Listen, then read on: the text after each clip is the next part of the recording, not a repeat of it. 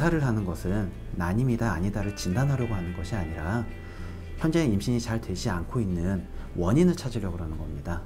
검사에 나오지 않는 난임도 아주 많습니다. 결국은 어떤 방법으로 임신 준비를 하느냐, 그 계획을 세우는 게 가장 중요하죠.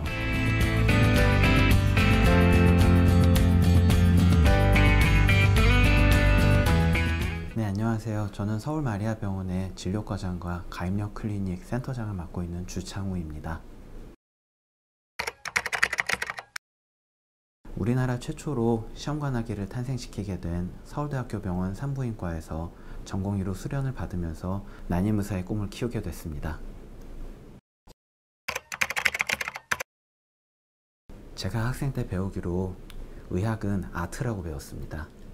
물론 기술도 중요하지만 어디까지나 사람을 상대하는 일이기 때문에 사람의 질병뿐만 아니라 마음까지 보듬어 줄 수 있는 의사가 가장 훌륭한 의사라고 배웠습니다.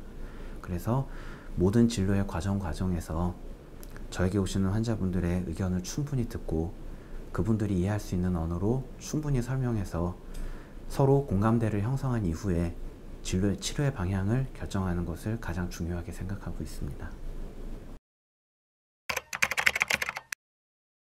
난임 의사들의 가장 큰 보람은 아무래도 난임 부부들에게 희망을 안겨드렸을 때, 특히나 난임으로 오랜 시간 고생하시고 오래 고통받으셨던 분들이 임신에 성공했을 때 가장 큰 보람을 느낍니다.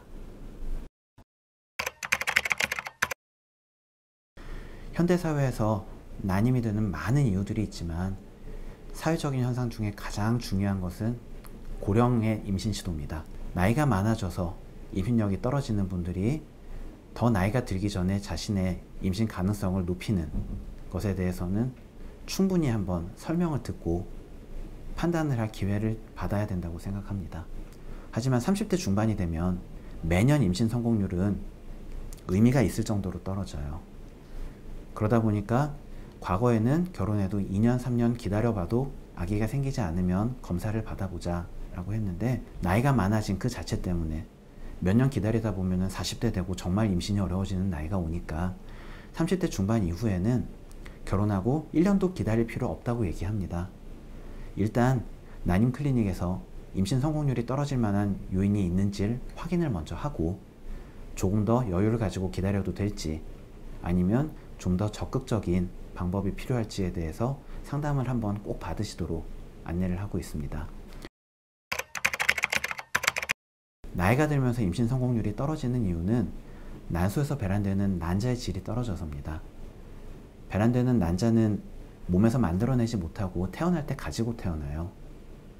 사춘기 이후로 매년 소비를 하다 보니 쉽게 표현하면 20대에는 20년 보관됐던 난자가 배란이 되고 40대에는 40년 보관됐던 난자가 배란이 되죠. 그러다 보니까 배란되는 난자의 질도 좀 더 떨어지고 임신율도 떨어지고 유산율도 올라가게 됩니다.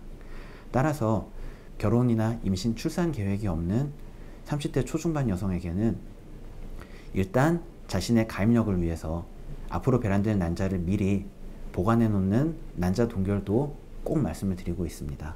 그거보다 더 중요한 것은 일단 앞으로 결혼해서 출산할 계획이 없는 분이 아니라면 30대가 되면 모든 분들께 자신의 난소 나이는 한번 체크를 해보라고 합니다.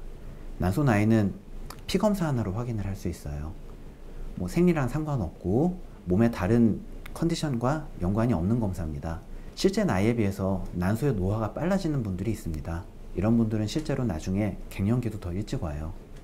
그래서 그런 분들 같은 경우에는 실제 나이가 많지 않더라도 앞으로 난임이 될 위험이 있기 때문에 그에 대한 대비로서 난자 동결이나 다른 가입력 보존 방법에 대해 한번 설명을 꼭 들으시도록 말씀드리고 있습니다.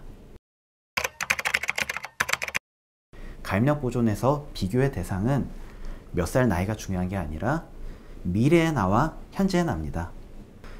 40의 나보단 42살의 내가 임신율이 더 떨어지겠죠. 그때의 나를 위해서 지금 난자를 동결 보존하는 게 의미가 없지는 않습니다. 남성 같은 경우엔 정자의 보존은 쉽게 이루어질 수 있는데 난소는 뱃속에 있는 장기이기 때문에 난소에서 배란되는 난자를 채취할 때는 마취가 필요합니다. 앞으로 난자가 몸속에서 노화되기 전에 일단 체외에서 난자를 동결 보존해 두었다가 향후에 임신 시도가 가능한 시기에 이 난자를 이용해서 정자와 수정시키고 임신을 시도하는 방법을 난자 동결보존이라고 하고, 최근에 기술이 발달해서 동결보존했던 난자는 저희 병원 기준으로 95% 이상 생존합니다. 향후 아기의 건강이나 유산이나에 대한 위험도 거의 없는 것으로 알려져 있어서 안전하게 시행할 수 있는 방법입니다. 최근에 분만하신 분인데요. 시험관 시술을 15번을 하셨습니다. 처음 시작할 때는 30대 초반이었는데 40대 초반이 돼서 점점 임신 성공률은 어려워지는데, 우리나라에 유명하다는 병원은 다 다니면서 많은 시술을 했지만 정말 마지막이라는 심정으로 저희 병원에 방문하셨고, 사실 그분께는 한 번의 진료 시간을 충분히 할애해서 병원에서 매번 상담을 하고 가셨어요. 가정사도 상담하고 시댁 얘기도 하고, 그러면서 어떻게 보면 스트레스 조절이 된 건지 어떤 것이 좋은 영향을 줬는지 모르겠는데 쌍둥이를 임신을 하셨습니다. 그래서 얼마 전에 딸 쌍둥이를 분만을 하셨는데요. 그분께서 분만 소식을 전해주셨을 때 굉장히 반갑고 큰 감동을 느꼈습니다. 현재의 상태에 대한 자신의 충분한 이해, 그리고 앞으로의 치료 방침에 대한 의료진과의 신뢰관계가 가장 중요하다고 생각합니다. 검사를 하는 것은 난임이다 아니다를 진단하려고 하는 것이 아니라 현재 임신이 잘 되지 않고 있는 원인을 찾으려고 하는 겁니다. 검사에 나오지 않는 난임도 아주 많습니다.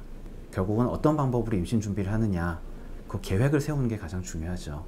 일반적으로는 가장 기본적인 검사에서 임신에 지장이 있을 만한 원인이 있는지를 찾아내고 그에 적당한 두 분께 가장 적합한 임신 시도 방법을 추천해 드리고, 그 길로 갈 때 있어서 어려운 점이나 그 효과에 대해서 충분히 설명해 드리는 것이 가장 중요하다고 생각합니다. 마리아 병원은 가족이다.